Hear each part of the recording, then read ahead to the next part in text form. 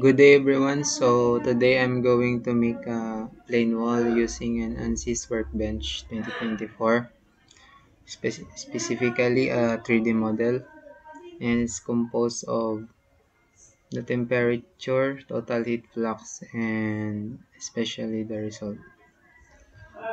So to start, let us open the Workbench 2024 ANSYS.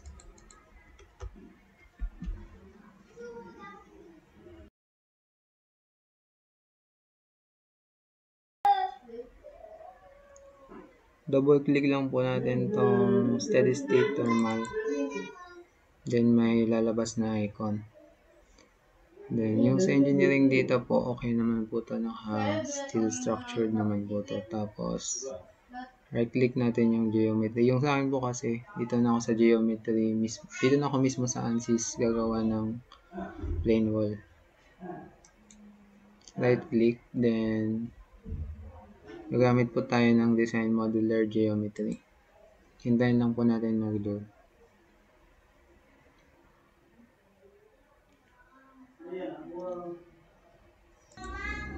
So, ayan po. Tignan muna po natin yung problem. So, ang binigay pong problem sa amin ay ito.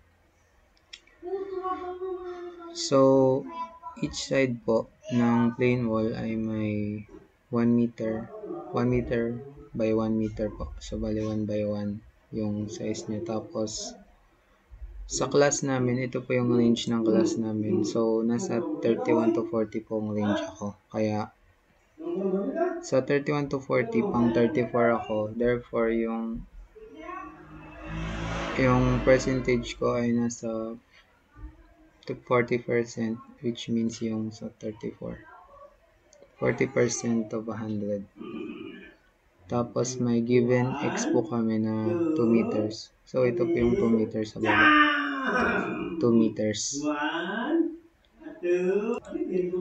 So, we have a given temperature po na 100 degrees Celsius and 25 degrees Celsius. So, ito po yung buong problem. Then, gagawa po tayo ng plain wall using this problem po.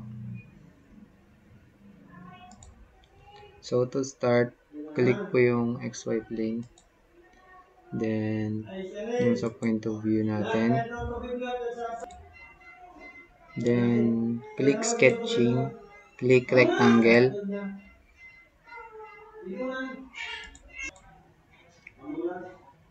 So, click lang po natin yung rectangle. Then, gagawa tayo ng rectangle. Siyempre.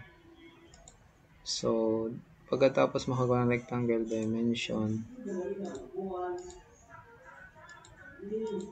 So, sabi ko nga kanina, yung height tas width natin ay 1 by 1. So, pagkatapos yan, ay generate natin. Generate. Then, click extrude. Tapos, hanapin natin yung sketch 1. Click sketch 1. Then, apply. So, yung depth po natin sa unang extrude ay papalitan natin dun sa ating problem. So, 40% po ako.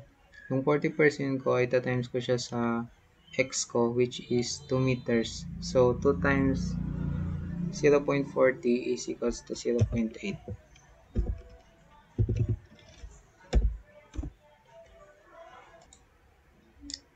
So, pag okay na, click generate. At ito po yung makikita natin. Makakagawa tayo ng parang 3D model na cube. Yan po.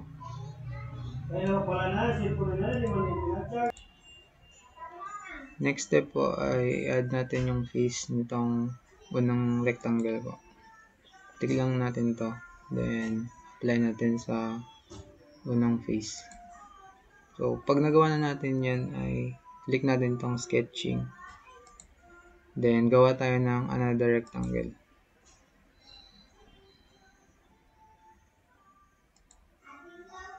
Pantay lang po natin dun sa unang ginawa nating rectangle.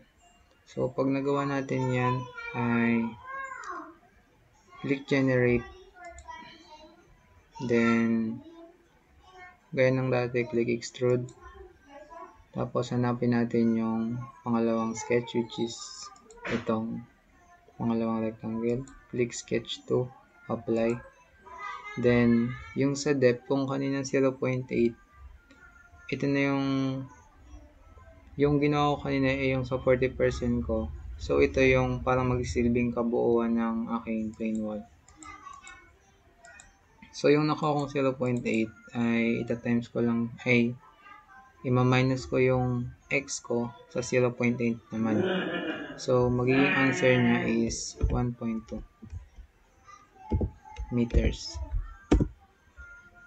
Then, pag nagawa na natin yun, add naman yung sa material, papalitan natin ng add frozen.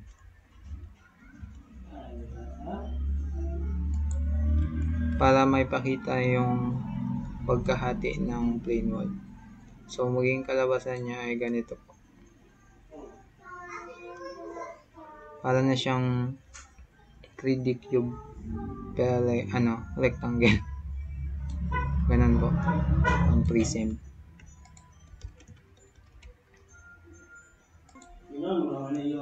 So, okay naman po ata.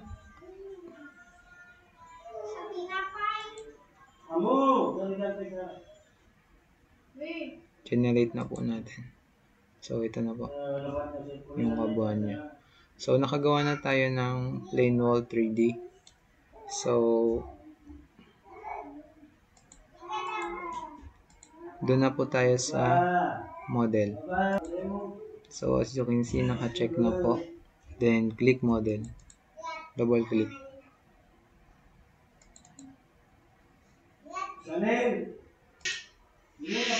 So, ito na po. Nagawa na po natin yung na-transfer na po dito yung ginawa nating model sa plane wall. So, next step po so, click lang po natin yung mesh. Then, papalitan natin yung sizing sa fine mesh. Click fine. So, goods na po yan. Then, click po natin tong temperature. Mag-set na po tayo ng temperature. So, right click steady state thermal. Insert temperature. Then, set po natin tong kanyang unang phase. Dito po sa aking 40%, dito tayo maglalagay ng 100 degrees Celsius. Set po natin sa So, set po natin itong unang phase. Click, then apply. Set natin sa 100 degrees Celsius. Then, sa another phase naman po, steady state thermal, right click, insert temperature. Then, click po natin itong sa likod niyang phase.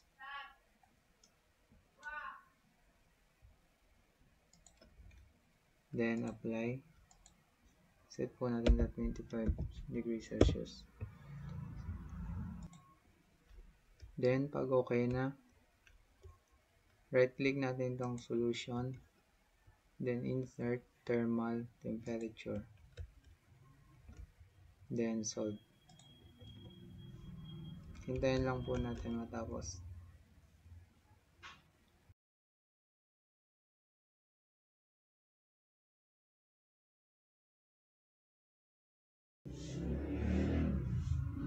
So, ayan na po yung result ng ating temperature. So, may temperature tayong 100 to 25.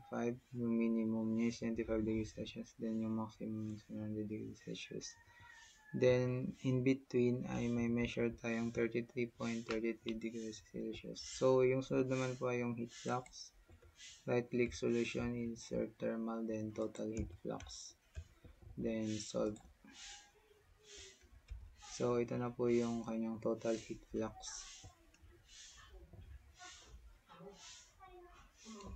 Yun na pong total heat flux. Then, titignan natin yung report. Click report preview. Then, mag-load po yung result.